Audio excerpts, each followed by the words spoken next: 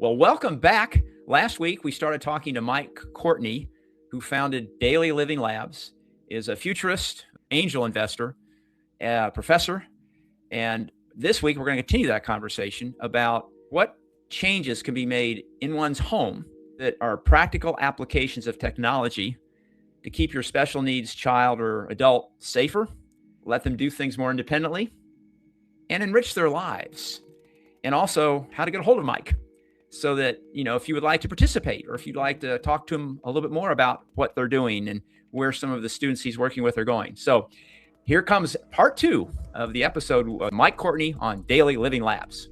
I agree, absolutely. And I know one of the things that every parent's concerned with is safety. That we want our special needs teens and adults to be as independent as they possibly can be. And we also want to make sure, though, that they're safe. And if they have one-on-one care and the attendant's paying attention, the colleague's paying attention, and you trust them, great. But ideally, they could be doing more things on their own. Maybe there's a few other folks around and it's no longer one-on-one. Now there's just one colleague for a couple or 3 people. Mm-hmm. What have you done or what are you seeing in terms of in that home? Mm-hmm. Whether it's a temperature sensor on an oven or a lock on a fridge. I don't know all the things you guys have looked at, but things that, hey, they're approachable, they're available, they're not that expensive. Here's some things right now that from a safety standpoint are maybe worth taking a look at or that I'm optimistic about. We've gone through and we've had the professors and their students collect from various sources and repositories lists of actual solutions where I think we're up to almost 2,000 now that we've vetted out and said, this is a real thing, it exists, it's there right now. And the other thing we've done is we've created sort of like a framework where we can go in and do an assessment room by room. And so for each room in a home, you'd be able to say, where's the danger or risk to humans or to property? Because sometimes it's not that, somebody's going to harm themselves, but they might do something that harms the property. Right. So-and-so likes to cook and most days can cook certain things. We do worry that 1 out of 20 times he's going to risk burning the place down. Okay, that'd be a problem, And I count myself in that thing. I get busy. I'm like, wait, I left what? Oh, whoops, So we all make mistakes. But so each room in the home, where's the danger or risk, and whether it's a danger or risk to a human or to property, and then where's the frustration or challenge? Where are the things that I wish I could, or I could, but it's really frustrating. It takes a long time, and I may just therefore give up and not even try to do it in favor of having somebody else do it for me, because those are things that if we can achieve some solution there, really delivers a lot of independence and freedom. And then the third bucket is enrichment. Maybe we're keeping the person and the property safe. Maybe we're avoiding frustrations and challenges, but what's left? Well, enrichment. Because the goal, as you know, it's not just to say, well, they're safe, they're fed, they're cared for, but they're bored and they don't really live an enriched life, because that's not really a life. So eliminate the danger and risk, try to overcome the frustrations and challenges, but then where can we enrich their life? How can we make their life, more meaningful and more joyful? And so we look at that room by room by room and then map those issues and those frustrations and those opportunities for enrichment back to the various affordances, the devices, the technologies, or even the routines or best practices. It's not always a technology. And map those back so that each room in the home can play a role in helping that individual and or helping the caregiver who's caring for someone. Now, I know when we had the Zoom call with Dr. Nazir and half dozen or so of his students the other day, they showed us a dashboard where there were a variety of inputs all integrated together and synced together so that we had lots of data points throughout the day and over the week specific to our son and some of those 3 domains that you mentioned, right? Safety, and is he learning, and are we enriching his life? And then there was a discussion, which I was most interested in, is next semester, right? Or next year. Yeah. What do you see on the horizon in terms of things that you think, hey, I believe that the next class or the next group of students, or there's certainly an opportunity for us to suss out further? Like you mentioned, the list of almost 2,000 devices or items.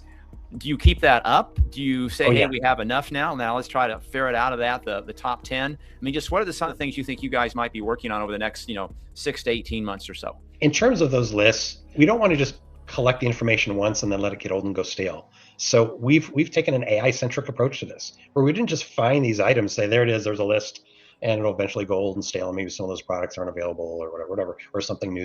So we built it with AI at the core, where AI bots going out periodically looking for new ones, adding them to the list and or surfing them to a human to say, we found something else that looks like it belongs on the list. Do you agree? I'll add it. So those lists are being constantly updated. Number two, we're evolving the process to the point where even somebody that doesn't describe a particular issue or concern, we may be able to infer and sort of guess and say, hey, you indicated that these things were of use to you or of interest to you. Yep. Other people who also indicated those were important also said this other thing was useful. It's sort of like suggestive things, sort of like Amazon. Hey, other people who bought these 3 items from Amazon also are interested in this 4th item. You're like, oh, actually, I'm interested in that. Oh, that's sort of weird. Great. So we're going to be able to do those things where you can say, here are some of the things I'm facing. We'll say, here's some solutions. Here's some things to try or consider. But it'll also be able to say, if these things are of interest to you, based on the algorithm, these other things might also be. And they may include things that you've sort of given up on. You've become sort of nose blind to because there wasn't a solution. And for years and years and years, there's nothing you could do. Eventually, most of us as humans we give up. We stop looking for that solution because we looked, it wasn't there. We looked, it wasn't there. And eventually we learned the lesson, say, stop looking. But this is something that will surface and things say, hey, this is now available. Is it of interest? And in some cases, you might say, oh my God, we looked for that years ago, but we gave up. So this Daily Living Labs in part is to give you hope to say the things you may have given up on may now be possible. Yeah, and one of the challenges, besides just staying current, right, that no parent has the time required to constantly monitor. And so using a chatbot or an AI agent or whatever to sort of do that research for you is super, super helpful. But the other thing is just the scarcity of talent, of human talent, and the associated cost. And so I think what we've talked about before, and I've also mentioned it on the pod multiple episodes, but it's worth mentioning again, is what we're trying to do is reduce the cost or increase the efficiency of the spend. So you as a parent have, let's say, some Medicaid waiver dollars, whether it's HCS or class, and there's some restrictions on how you can use that money, but you want to try to use that money as effectively as possible. And there's only so much money to go around. And we know there are a lot more folks aging out of the school system. They're going to be needing that kind of money in the near future than currently are getting it. I mean, that's just a proven trend. And so the money is hard to get a hold of. It doesn't go as far as it wants to go. And it's going to be even scarcer in the future than in the past. And at the same time, we want to be able to enrich lives. We want to keep people safe, all those things that you've talked about. So what is your philosophy, or how are you working with the university, or just in general, what are you looking for to try to suss out and have a better understanding of maybe the Venn diagram, where it's the cost, the efficiency, the impact, and the outcome, right? It's like, because efficiency is we can save time and we can make a therapist more productive, or we can reduce the complexity of trying to stay up on something. That's different than the outcome. The outcome is that enriched life. That outcome is we're seeing joy, we're seeing more excitement, we're seeing learning. So, and maybe there's something else besides those 3 items, but what is your take on that? And thinking into the future like you love to do, where are we going? I think one of the things is to have a better understanding of context and trade-offs. We've talked to people in the past that says, hey, they have, let's say, a parent who's no longer able to think the way they used to. And they worry about even doing something simple like, well, I really need to go to the grocery store, but I'm afraid to leave, grandpa alone. It's like, well, what might happen? Well, here are the dangers. Here's the things that might happen. Okay, but you're going to be gone for an hour. Yeah, well, those are edge cases, but they're still important. So there's a trade-off. I could go to the grocery store for an hour, and chances are grandpa's not going to burn the kitchen down or hurt himself or fall, but there's the possibility. So we have to weigh that trade-off. So can technology do things that say, hey, when you're at the store for the hour, maybe we make it so that the stove can't run for more than 10 minutes, or a camera is going to detect that he's walked away from the stove and that's getting to a temperature and whatever he was cooking is starting to burn, and we'll shut it off. Okay, I can manage that trade-off without putting anybody at risk, preventing them from doing things, but still put guardrails so they're safe, and give the caregiver the confidence to do the things they need to do, increasing efficiency, all the positive things, because the system, the home, was there to be a second set of eyes, ears, and instruction to help that person, keep them calm, keep them company, enable them to do things on their own, so that you as a caregiver can do other things, whether it's take a work call, care for somebody else in the family, go take a break, do something you need to do. So again, it's working hand in hand with technology that the community helps you find, invent, and integrate, so that, again, those trade-offs aren't as difficult because we understand what we're really giving up, and or there's a pretty small delta there. We cause us to just feel better about the situation. You've always been excited about robotics, and I know you, when you go to CES and some of the other conferences and shows you go to, you tend to pay attention to that kind of stuff, South by too. What do you see on the horizon in the role that robots can play in the scenario you just talked about, right? Keeping grandpa or your child safe when you have to go to the store for an hour or whatever it is. I mean, is there anything that you think, hey, they're still going to be very expensive for a while, but there's certain things that maybe are nearer or that people normally don't think about a robot doing that we should start thinking about? I think robots really are going to change the game in a big way. We've already seen, the evolution over the past 5 or 6 years where, maybe the videos that you saw on the internet 5 years ago where sort of like Keystone Cops, robots that are just tilt and fall over, and, very clumsy, couldn't do anything. But in today's world now you see the videos where they're practically gymnasts and doing parkour and can do backflips and dance and much more nimble, not as fragile. So to have that as a caregiver or as a component for the care environment, because it might be something as simple as, hey, maybe I'm in a wheelchair and the thing I want is in the fridge, but it's on a top shelf in the back. I can't reach it. Right. And so even something as simple as, okay, I can get that for you. I can do this. I can do that. I can get something that maybe Amazon delivered that you ordered, but the Amazon person put it, on the step instead of the porch, or I can't get to it, but they can bring it in. In the near term, though, they will be more expensive. They'll get cheaper in cost, but I also think we have to worry about where the robots are coming from. Is there an override? Is somebody in a different country going to be able to, turn all these robots on at the same time and have them do something, as a sleeper cell? And even if we say, hey, okay, we're going to be able to use humanoid robots, but only from these companies or countries, because of safety and security, national security or something, somebody's going to be like, I bought the robot from Temu. It was a real good deal. I know I'm not supposed to have it, but, and then you've got rogue robots that who knows what they'll do. So we've got to be aware of what the possibilities are. And as a futurist, that's what we do is, what are the possibilities? It can do really great stuff there. What are the unintended consequences? Okay, we've got to make sure that it doesn't do things that you're like, wait a minute, so the individual got upset because something was upsetting them. Okay, and the robot did what? Wait, it put the dog where? So the dog was upsetting the human, so it took the dog and put it, oh wait, no, that's not what it should have done. So we're going to have to work through those issues to say, okay, robot, don't put the dog in the closet just because the dog was barking and that upset this person. Let's come up with a different routine and teach it what appropriate things are. Because robots and AI they don't yet know what's truly appropriate. If we ask an AI to cool off the room you're in because it's too hot, it might rip the roof off and go, well, you wanted it cooler. It's cooler, isn't it? Right. Yeah, but I didn't want you to blow out the windows and remove the roof. Time out. It didn't know what was appropriate because it's not human. It'll get better, but we've got to watch out for those gotchas. If somebody wants to get in touch with you, because you mentioned several things here. You mentioned, going through someone's home and doing sort of a safety audit. Yeah. Or, maybe understanding a little bit more about their particular situation. Understand you're not selling a product or a service yet. You're sort of working with academia and students and cross interdisciplinary, multiple departments in a university to suss this out. But if someone did have questions or they just wanted to find out more about what you and maybe Professor Nazir and his students are up to, is there an email address or is there a web page? Where would you send people for more information? There's multiple ways. One, you can go to dailylivinglabs.com and communicate with us that way.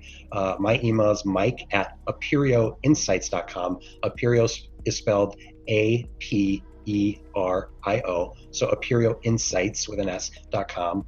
Mike Courtney out of Dallas, Texas. I'm pretty easy to find online. We are looking for additional families to participate in the next wave of research and piloting to sort of, flesh out how the parts and pieces work.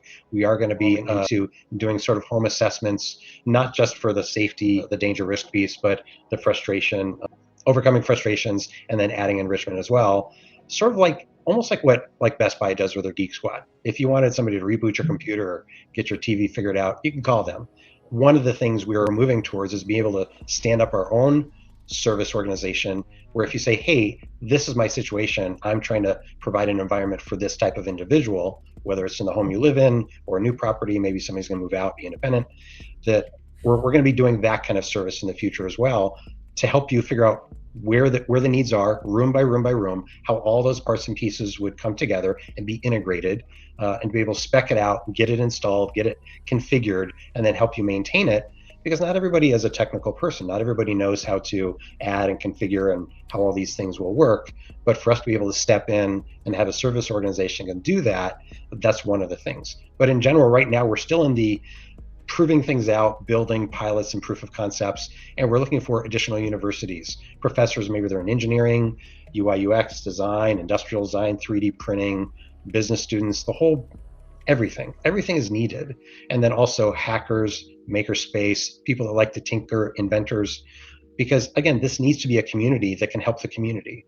So we're going to continue to build the community, continue to build this whole system, and we hope within the next year we can really start to promote it and bring in dozens and hundreds and then thousands of people that both have issues and are willing to help contribute to solving issues for someone else. And I really think there won't really be much of a difference between those with issues and challenges and those who have ideas or can contribute to solving them. Because even if you say, hey, I have an issue with this, okay, great. The community can help you solve it or find something that exists. But at the same time, you might, in the community, when you're posting that, then look around and say, oh, somebody has this as a challenge. I've already solved that, or I have an idea, and you can contribute. And contribute doesn't mean write a check or make a donation. It means contribute an idea, contribute your thoughts, your time, your thinking. That's the kind of organization I really want this to be, is not the kind that has to have a big gala dinner every year and raise a lot of sponsorship dollars, that the community itself can solve the community's issues. And even people with a disability or caregivers can help others with an idea, a modification, a suggestion, or helping mock something up. And I think that sounds great. And so for any parent that's listening, especially if you're in the Dallas-Fort Worth area, because UNT is, out of the Dallas-Fort Worth space, but they've also come down to Austin. I mean, I know, Mike, you've helped us and one other family here in Austin. So right now, boots on the ground, Dallas-Fort Worth and Austin. But as you've said, if there are other universities, other professors, other folks watching this that would like to help start something in their local area, you would be very open to talking to them as well. And they can go to dailylivinglabs.com and take a look at some of the stuff you guys are doing there, or they can email you directly at mike@aperioinsights.com. And we'll put that in the show notes so you guys can get the spelling of that correctly. Mike, to conclude, though, I want to ask you if you had just one or two key takeaways that you'd want to leave, let's say, parents of a special needs individual with, whether it's, hey, be sure and look at this, or think about this because it's coming down the road. Are there any words of wisdom or guidance or reasons for hope that you'd like to throw out as a concluding remark or two to the viewers and listeners today? I think we're living in really amazing times. It can be really challenging because things are moving really quickly. A lot of people are worried these days about what AI will and won't do. I think we have to take action and have agency. Instead of thinking about what all these technologies are going to do to us, as if we're just have to sit here and take whatever happens, we have to flip the script and say, yeah, it could do that to us, but let me show you what I'm going to do to and for the world with it. I'm going to use it as a tool to go out and do things in the world for good that we need and we deserve, not just sit back and wait for something to hit me and do something to me. I think we need to take charge of these technologies and use them for good. And this is an exciting time to do it. I would say that if you're a parent or a caregiver or somebody with a disability, and it doesn't matter to me at this point whether they're in Texas or not, you get somebody from California, Alaska, Florida, Germany, I don't care. Reach out to me, because this is a global concept, a global idea. And the things we're doing don't necessarily need us to be there physically. We can do this virtually. We can find people locally that can help you, and we can start to build these systems out. So now is the time. There's been no better time than now. And in fact, I have to say, had we come up with this idea and tried it 10 years ago, I think it could have been successful, but much more so now, because AI is going to help us connect dots, help us do the grunt work, and leave the rest of the things that only humans can do to the humans. And I think we're going to be able to do amazing things with it, things that we all deserve and will all benefit from. Amen. And I think that idea that you can do it now, I mean, AI is a lot easier to use, in my opinion, than it was even 6 months ago. I mean, the most recent release of ChatGPT 5.5 can really do some things with very minimal prompting. So, getting in there and just asking it some questions or making some suggestions to it. And of course, Claude Coworks is out there if you're a Claude fan. Gemini is, I think, fixing to introduce some things here in another week or two when they have their big Gemini Next. So things are popping all the time. And even if you tried AI 3-6 months ago and it was frustrating and you didn't really know how to use it, It's gotten a lot better. It's gotten a lot easier. The free versions aren't bad, but man, for $20 a month, you can do some amazing things. So as Mike said, he's here to help. And if you want to contact me and say, hey, I'd like to get a hold of those guys at Daily Living Labs, my email is just mike@autismlabs.com. So either Mike, we're both very interested in helping parents of special complex needs kids, teens, and just anybody that has a heart and an interest in this space. So Mike, thank you so much for your time today. And for everyone that's listening and watching, stay tuned. We'll have another interesting episode of Autism Labs here in a week or two. Thanks again. Bye-bye.